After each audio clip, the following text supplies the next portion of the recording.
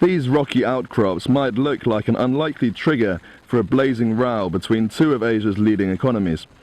But this summer they have been at the centre of a dispute that has cast doubt on future economic and military cooperation between South Korea and Japan. Both countries cite ancient maps and documents to support their claim to these islands, known as Dokdo in Korea and Takeshima in Japan. Japan claimed formal sovereignty in 1905, but Koreans say this was the first step in the occupation of their territory. 5 years later, Japan annexed Korea itself. 그 소리를 들을 때마다 저희들은 피가 거꾸로 흐르는 그런 기분을 느끼고요. 그들이 우리 대한민국의 과거부터 침략으로 일관해 왔습니다. 그 반성 하나 안 하고 역대껏 지금 망언을 하고 있는데요. 정말 피가 거꾸로 끓는 그런 심정이고. South Korea regained its independence after World War II and has had a permanent presence here since 1954. But Japan calls this an illegal occupation. So Tokyo reacted furiously in July when Lee Myung-bak went to the islands, the first visit by any South Korean president. Seoul has refused to apologize, instead stepping up publicity about its cause. Last month, it opened a museum on the subject in Seoul. For the thousands of South Koreans who visit the islands each year, emotions can run high. 일본 민족은 내가 일본 민족을 미워는 안 합니다. 우리가 배울 건 배우지만 일본 민족은 이거는 전 세계에 알리세요. 그 인간들은 반성을 할 줄 몰라요.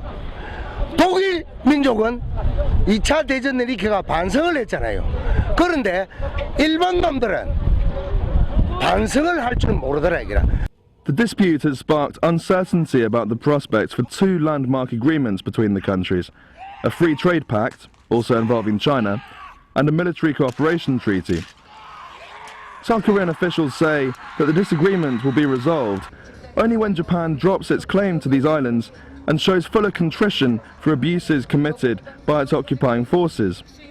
But Japan says it has already made amends for its colonial past, and with an election looming and an even more explosive row with China over another set of islands, Yoshihiko Noda's government can ill afford to appear weak. The government faces strong pressure to act on Takeshima.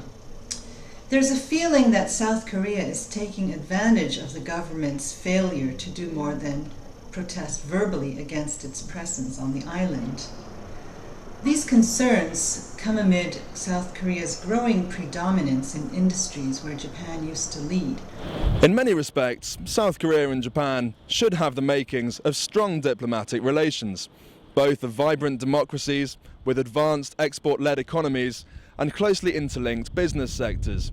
Both are vital regional allies of the United States, and both are concerned about the possible implications of China's growing economic and military might. But unless and until these countries come closer to a common version of history, their traumatic shared past will continue to undermine one of Asia's most important bilateral relationships. Simon Mundy, Financial Times.